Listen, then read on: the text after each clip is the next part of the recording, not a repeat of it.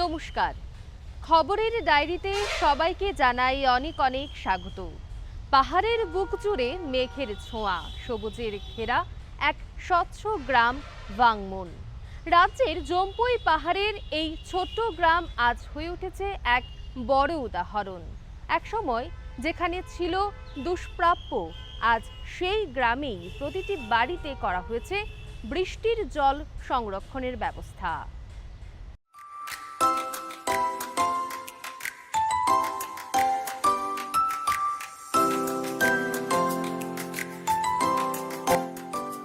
উন্নয়নের ছোঁয়ায় বদলে যাচ্ছে উত্তর ত্রিপুরা জেলার জম্পুই পাহাড়ের ভাংমুন এলাকার জনজাতি সম্প্রদায়ের মানুষের জীবনমানও।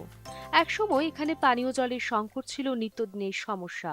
আজ এখানে রাজ্য সরকারের জল জীবন মিশন এবং কেন্দ্রের যৌথ উদ্যোগে বৃষ্টির জল সংরক্ষণ ও তা ব্যবহারযোগ্য করে তোলা হয়েছে। ফলে প্রায় ৩,০০০ ফুট উচ্চতায় অবস্থিত এই দুর্গম অঞ্চলেও এখন পানীয় জলের সমস্যা অনেকটাই কাটিয়ে উঠেছেন বাসিন্দারা। এজন্য এই পাহাড়ি জনপদের নাম এবার প্রধানমন্ত্রী নরেন্দ্র মোদীও তার ১৩২তম মন কি বাত পর্বে দৃষ্টান্ত হিসেবে উল্লেখ করেছেন। Here in Jampui Hill, we have been facing water problem, scarcity of water. So because of that, every household is collecting rainwater. And we store the water with, say, like water storage tank, and also with the water harvest. For storing that water, we are using like plastic barrel or tank made of this cement. এটা ওই ট্যাঙ্কি বানায়া এটা stock করব। এটা ওই বৃষ্টি ওই ঠান্ডার সময়ে বৃষ্টি তো কম, বৃষ্টি বন্ধ, এই সময়ে খাওয়ার জন্য এটা স্টক করব আর কি। ভাংমুন ভাংমুন ভাংমুন ভিলেজ বৃষ্টির জলটা এরকম এরকম এই করিয়া স্টক করিয়া এরপরে ওই ফিল্টার করিয়া এটা খাওয়ার জন্য করছে। জম্পুই তার প্রাকৃতিক সৌন্দর্য ও পরিচ্ছন্নতার জন্য পর্যটকদের কাছেও দিন দিন জনপ্রিয় হয়ে উঠছে এবং মিনি শিলং নামে পরিচিতি পেয়েছে। আর এখন বৃষ্টির জল সংরক্ষণ করে জলের সমস্যাও অনেকটাই লাঘব হয়েছে বলে জানান বাসিন্দারা। সব মিলিয়ে উন্নয়ন ও প্রকৃতির সুন্দর মেলবন্ধনে ভাংমুন আজ এক উজ্জ্বল উদাহরণ। ভাংমুন থেকে কিষান কুমার মালির রিপোর্ট, দূরদর্শন সংবাদ, ত্রিপুরা।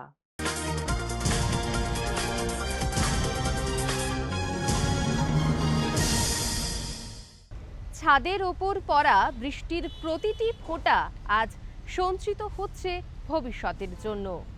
এই উদ্যোগ পৌঁছে গেছে দেশের সর্বোচ্চ স্তরেও। মন কি বাতে প্রধানমন্ত্রী নরেন্দ্র মোদীর কথায় উঠে এসেছে ভাংমুনের নাম, যা এখন গোটা দেশের অনুপ্রেরণা।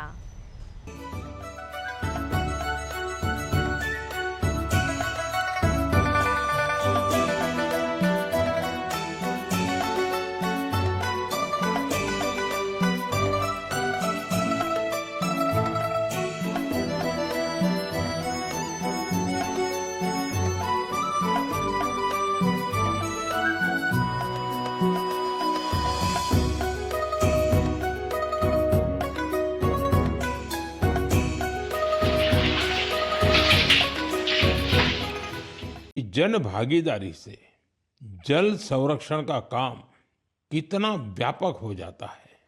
साथियों, त्रिपुरा की जम्पुई पहाड़ियों में बसा वागमुन गांव 3,000 फीट की ऊंचाई पर बसा है। ये गांव पानी के गंभीर संकट का सामना कर रहा था। गर्मियों के दिनों में गांव के लोग पानी के लिए लंबी दूरी तय करते थे। आखिरकार गांव के लोगों ने बारिश की हर बूंद को सहेजने का निर्णय किया। आज वागमुन गांव के लगभग हर घर में rooftop rain water harvesting system स्थापित हो गया है। जो गांव कभी पानी की कमी से जूझ रहा था, वो जल संरक्षण की एक प्रेरक मिसाल बन गया है। শুধু জল নয়, আলো পৌঁছেছে অন্ধকার ভেদ করে। রাজ্যের রিয়াং অধ্যুষিত গ্রামগুলোতে একসময় বিদ্যুৎ ছিল ঠিক স্বপ্নের মতো। আজ সেখানে জ্বলছে সৌর আলো, সোলার মিনি গ্রিড, যা বদলে দিয়েছে সাধারণ মানুষের জীবন। শিশুরা এখন রাতে পড়াশোনা করে, চার্জ হয় মোবাইল, আর অন্ধকারকে দূরে ঠেলে জায়গা নিয়েছে সম্ভাবনা। मेरे प्यारे देशवासियों, आज आप देश के किसी छोटे बड़े शहर में जाएंगे तो एक बदलाव आप जरूर नोटिस करेंगे। आपको बड़ी संख्या में घरों की छत पर सोलर पैनल लगे हुए दिखाई देंगे। कुछ साल पहले तक ये इक्का दुक्का घरों पर ही दिखता था, लेकिन आज पीएम सूर्यघर मुफ्त बिजली योजना का प्रभाव देश के कोने कोने में दिखने लगा है। इस योजना की वजह से गुजरात के सुरेंद्रनगर जिले की पायल मुजपरा के जीवन में बहुत बड़ा बदलाव आया है। उन्होंने सूर्य पहल के माध्यम से सोलर पावर टेक्नोलॉजी की ट्रेनिंग ली और 4 महीने का सोलर पीवी टेक्नीशियन का कोर्स पूरा किया। अब वो एक कुशल सोलर टेक्नीशियन बन गई है। पायल एक सोलर उद्यमी के तौर पर अपनी पहचान बना रही है। वो आसपास के जिलों में सोलर रूफटॉप इंस्टॉलेशन का काम करती है और इससे उन्हें हर महीने हजारों रुपए की आय होती है। साथियों, मेरठ के अरुण कुमार भी अब अपने इलाके में ऊर्जा दाता बन गए हैं। हाल ही में दिल्ली में हुए कार्यक्रम में अरुण कुमार ने हिस्सा लिया था और अपने अनुभव साझा किए थे। उन्होंने बताया था कि वो न केवल बिजली बिल की बचत कर रहे हैं, बल्कि अपनी अतिरिक्त बिजली बेच भी रहे हैं। साथियों, जयपुर के मुरलीधर जी की सफलता भी कुछ ऐसी ही है। पहले उनकी खेती डीजल पंप पर निर्भर थी, जिसमें हर साल हजारों रुपए खर्च होते थे। जब उन्होंने सोलर पंप अपनाया तो उनकी खेती का तरीका ही बदल गया। अब उन्हें और उनकी सालाना आय भी बढ़ गई है। सबसे महत्वपूर्ण बात यह है कि अब उनका परिवार साफ ऊर्जा के साथ बेहतर जीवन जी रहा है। साथियों, पीएम सूर्यघर मुफ्त बिजली योजना का फायदा नॉर्थ ईस्ट के इलाकों में भी मिल रहा है। त्रिपुरा में रियांग जनजाति के कई गांव ऐसे थे जहां बिजली की समस्या थी। अब सोलर मिनी ग्रिड के माध्यम से वहां के घरों में रोशनी रहती है। वहां बच्चे अब शाम के बाद भी पढ़ पा रहे हैं, लोग मोबाइल चार्ज कर पा रहे हैं और गांव का सामाजिक जीवन भी बदल गया है। साथियों, देश में सोलर ऊर्जा क्रांति के ऐसे न जाने कितने उदाहरण हैं। মন কি বাতের ১৩২তম পর্ব শুনেছেন রাজ্যের রাজ্যপাল, মুখ্যমন্ত্রী থেকে শুরু করে মন্ত্রী বিধায়করা। পরে জানিয়েছেন তাদের প্রতিক্রিয়া।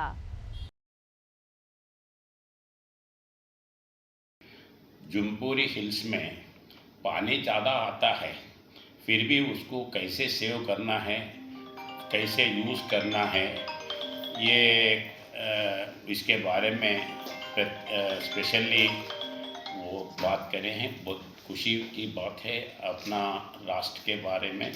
वैसे ही वाघमेई गांव में जो इंटीरियर ट्राइबल विलेज है, वो ट्राइबल विलेज में इलेक्ट्रिसिटी नहीं थे, तो इलेक्ट्रिसिटी सोलार के सिस्टम लगा के वो इंटीरियर विलेज में भी इलेक्ट्रिसिटी लग के आज वो इलेक्ट्रिसिटी से टेलीफोन चार्जिंग, पढ़ने के लिए खाली यही नहीं, कुछ छोटे छोटे मिशन्स भी चला रहे हैं। আমাদের সরকার যখন আসে 2018-তে মাত্র 3% ছিল এবং এই জায়গা থেকে আমরা প্রায়, আমি বিধানসভাতেও বলেছি, প্রায় 85% থেকে 86% জল জীবন মিশনকে সামনে রেখে সমস্ত গ্রামের থেকে আরম্ভ করে সব জায়গায় কিন্তু আমরা সাকসেসফুল হয়েছি। কি 15% এখনও হয়নি, কারণ বহু জায়গার মধ্যে আমাদের কিন্তু ওই জলের যে সোর্স সেটা কিন্তু নেই। তো ইনোভেটিভ আইডিয়ার কথাই মাননীয় প্রধানমন্ত্রী যে বলছেন যে এত হাইটে সেখানে কিন্তু ডিটিডব্লিউর বা নর্মাল যে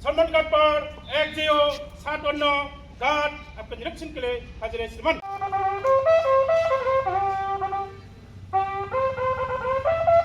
सभी को मालूम है 12 अप्रैल को TTADC के लिए इलेक्शन होना है और उसके लिए हमने संपूर्ण तौर पे व्यवस्था की है, कानून व्यवस्था बनाई है। और इसी क्रम में आज मैं यहाँ पर आया हूँ। यहाँ पर दोनों डिस्ट्रिक्ट जो एडजॉइनिंग डिस्ट्रिक्ट हैं, हुआई और धलाई, दोनों के SP साहब मौजूद हैं। साथ में जो TSR बटालियन है यहाँ पर डिप्लॉयड, उनके कमांडेंट साहिबान IGP TSR भी यहाँ पर मौजूद हैं, साथ में SDPOs मौजूद हैं। तो हम सभी जो यहाँ पर व्यवस्था है, हमारी पुलिस की व्यवस्था है, उसका रिव्यू करेंगे और साथ ही साथ फर्दर क्या एक्शन लेना है जिससे कि ये संपूर्ण जो लॉ एंड ऑर्डर सिचुएशन है वो दोनों डिस्ट्रिक्ट्स में पीसफुल रहे before election, during election and post pole also. तो उसके लिए आज हम यहाँ पर डिटेल में डिस्कशन करेंगे। हमने दोनों डिस्ट्रिक्ट्स को सफिशिएंट फोर्स प्रोवाइड किए हैं, ऑफिसर्स प्रोवाइड किए हैं। रेगुलरली मैं रिव्यू कर रहा हूँ सिचुएशन को, लेकिन आज हम यहाँ पर ग्राउंड में आके ग्राउंड पे जो किस तरह से हमारी मशीनरी काम कर रही है उसको देखेंगे। যেহেতু ভোটের আর নেই বেশি দিন বাকি, তাই ইভিএম মেশিন পৌঁছে যাচ্ছে জেলার পর জেলায়। মধ্যপ্রদেশ থেকে আগরতলায় এসে পৌঁছেছে ইভিএম।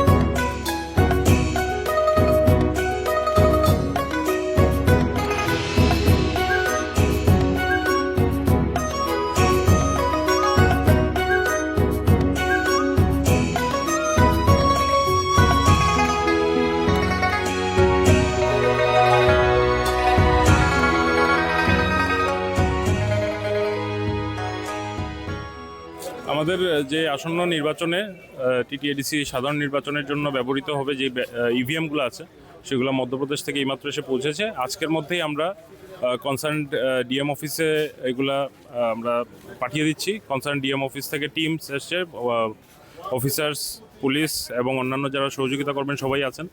এখান থেকে ওনারা নিজ নিজ ডিস্ট্রিক্টে আজকের মধ্যে আমরা পাঠিয়ে দেওয়ার চেষ্টা করব। শুরু হয়েছে পোস্টাল ব্যালটের প্রস্তুতিও। আগামী 12ই এপ্রিল এডিসির 28টি আসনে নির্বাচন।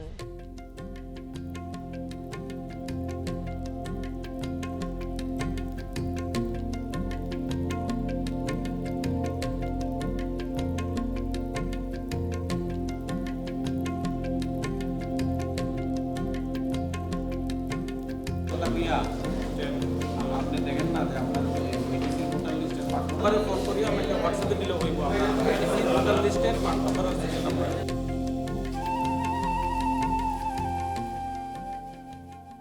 আজকে স্টেট ইলেকশন কমিশনের পক্ষ থেকে বিভিন্ন সাব ডিভিশন থেকে আগত যে এআরওদের মাধ্যমে আমরা ফর্ম 22 এক্সচেঞ্জ করা হচ্ছে। অন্যদিকে ধর্মনগর উপনির্বাচনে পোস্টাল ব্যালটে ভোটদান প্রক্রিয়া শুরু হলো। ধর্মনগর মহকুমা শাসক তথা রিটার্নিং অফিসার দেবযানী চৌধুরী জানান, ধর্মনগরের বীর বিক্রম ইনস্টিটিউশনে আগামীকাল পর্যন্ত চলবে পোস্টাল ব্যালটে ভোট গ্রহণ।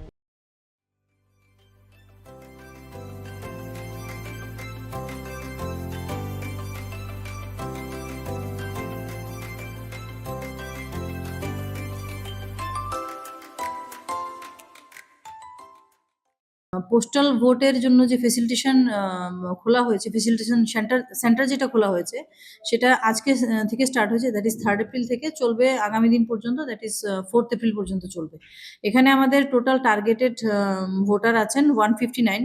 এর মধ্যে আমাদের যারা বিভিন্ন টিমে যারা কাজ করছেন, আমাদের পোলিং অফিসিয়ালরা আছেন, ড্রাইভার ক্লিনার যারা আছেন, পুলিশ টিএসআর যারা আছেন, তাদের সবার জন্যই এই 3rd এবং 4th এপ্রিলে এই ফেসিলিটেশন সেন্টার রাখা হয়েছে as per direction of ECI.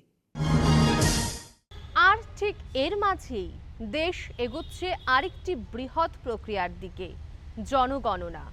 2027 সালের জনগণনা ডিজিটাল পদ্ধতিতে নতুন প্রযুক্তির ছোঁয়ায় প্রতিটি মানুষের তথ্য এবার ধরা পড়বে প্রযুক্তির পর্দায়। সেন্সাসের যে নোটিফিকেশন, ভারত সরকারের যে নোটিফিকেশন যে বেরিয়েছে, এবারে যে শিডিউল দেওয়া হয়েছে, সেন্সাসটা মূলত দুটো ভাগে হবে, ফেজ 1 অ্যান্ড ফেজ 2। ফেজ 1 শুরু হবে 1 এপ্রিল থেকে, অ্যাক্রস দ্য কান্ট্রিতে হবে না একসঙ্গে। এটা বিভিন্ন এই যে ডেটগুলো কোন স্টেটে কখন কীভাবে হবে, এই ডেটগুলোর জুরিডিকশন স্টেটের হাতে দেওয়া ছিল, প্রত্যেক স্টেটের আলাদা আলাদা হবে। তবে এটা ম্যাক্সিমাম পিরিয়ড দেওয়া আছে, 1 এপ্রিল থেকে সেপ্টেম্বরের 30 তারিখ অবধি ডেট শিডিউল দেওয়া আছে বিভিন্ন স্টেটের ক্ষেত্রে। আবার কিছু কিছু স্টেটের ক্ষেত্রে ব্যতিক্রম আছে, যেমন হিমাচল প্রদেশ, আপনার উত্তরাখণ্ড, যেগুলো স্নো বাউন্ড এরিয়ার ক্ষেত্রে এগুলো স্পেসিফিক করা আছে, এগুলো টাইমলাইন দেওয়া আছে। ভারত সরকারের পক্ষ থেকে অলরেডি গেজেট নোটিফিকেশন করা হয়েছে। আমরাও স্টেট গভর্নমেন্টের পক্ষ থেকে আমরা স্টেট গভর্নমেন্টকে রিপ্রেজেন্ট করেছি, এরাও গেজেট রিপাবলিকেশন করা হয়েছে। এই অনুযায়ী আমাদের স্টেটের, ত্রিপুরার ক্ষেত্রে বিইং এ ডাইরেক্টর সেন্সাস, আমাদের ক্ষেত্রেও that state government already notify করা হয়েছে। আমাদের ত্রিপুরার যে ফার্স্ট ফেজ 1টা হবে, ফেজ 1 হবে মানে দুটো ভাগ। আমি এবারে সেন্সাসের নতুন যে কনসেপ্ট, যেন দুটো ভাগ। সেলফ ইনোমিনেশন একটা কনসেপ্ট আছে, কোনো ব্যক্তি নিজেরটা নিজেই করতে পারবে, তাকে অ্যাপস দিয়ে দেওয়া হবে, মোবাইলে করতে পারবে, এটার একটা পিরিয়ড দেওয়া আছে। আর মূল যেটা ফেজ 1টা হবে 30 ডেজের, এটা হবে আগস্ট মাসের 1 তারিখ থেকে 30 আগস্ট। আর সেলফ ইনোমিনেশন যেটা হবে, এটা জুলাই মাসের 17 থেকে 31 জুলাই অবধি হবে। This is 45 days, 15 days plus 30 days, that is 45 days. এই হবে ফেজ 1-এর আমাদের ত্রিপুরার ক্ষেত্রে। অন্য স্টেটে হবে 1 এপ্রিল, হয়তো বা কোনো স্টেটে হতে পারে। আসলে মূলত কি সেন্সাসের যে বিষয়টা আপনারা জানেন, আমি রিসেন্টলি এই ডিপার্টমেন্টের ইন এডিশন চার্জ আমাকে দেওয়া হয়েছে ভারত সরকারের পক্ষ থেকে। এইবারের সেন্সাসটা একটা ব্যতিক্রম ধর্মী, মানে নতুন সব আধুনিক, মানে ছোঁয়া ডিজিটাল যুগের যোগা। এখানে ম্যানুয়াল কোনো কনসেপ্টই নেই, 100% সেন্সাস হবে ডিজিটালি, মোবাইল বেসড, অ্যাপস থাকবে, সিস্টেম থাকবে। এখানে আমাদের কর্মী যারা বলছেন আপনি, যে ফিগার যেটা আছে, এগুলো অ্যাক্রস দ্য স্টেট একসঙ্গেই হবে। এখানে ত্রিপুরা তো ছোট্ট রাজ্য, এখানে কোনো আলাদা কোনো মানে হিলি এরিয়া বা কোনো মানে এরিয়াগুলো স্নো বাউন্ডের কোনো বিষয় নেই, ত্রিপুরাটাতে একসঙ্গে হবে। ভোট হোক কিংবা উন্নয়ন, সবকিছুর কেন্দ্রবিন্দুতে একটাই লক্ষ্য, সাধারণ মানুষ। তাই নির্বাচনকে ঘিরে চলছে ফ্ল্যাগ মার্চ। নিরাপত্তার আশ্বাসে এগিয়ে আসছে প্রশাসন, যেন নির্ভয়ে নিজের অধিকার প্রয়োগ করতে পারেন প্রতিটি ভোটার।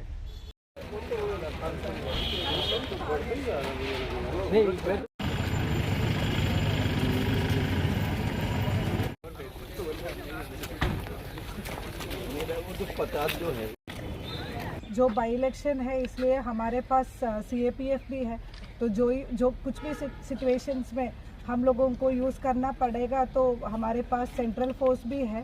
तो आज हम लोगों को ये ट्रस्ट देना चाहती हूँ, लोगों को, कैंडिडेट्स को, पॉलिटिकल पार्टीज़ को और वोटर्स को, दैट हमारा इधर जो इलेक्शन है वो पीसफुल होना चाहिए, और उसका पूरा कार्यवाही है वो हम लोग करेगा।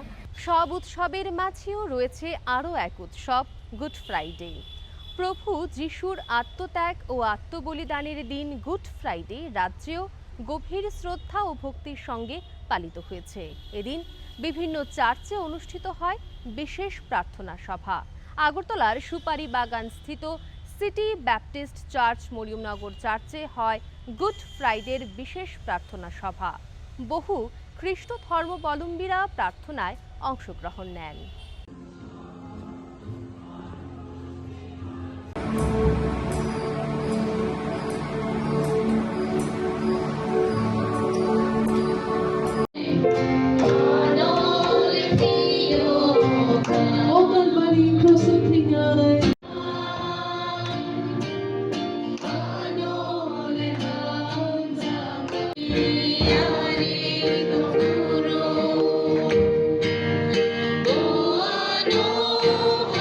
বাংমুনের জল, প্রত্যন্ত জনজাতি অঞ্চলে সোলারের আলো, নতুন ভোটারদের একরাশ স্বপ্ন আর আত্মত্যাগ ও ভালোবাসার বার্তা নিয়ে এসেছে প্রভু যীশু খ্রিস্টের পবিত্র দিন গুড ফ্রাইডে।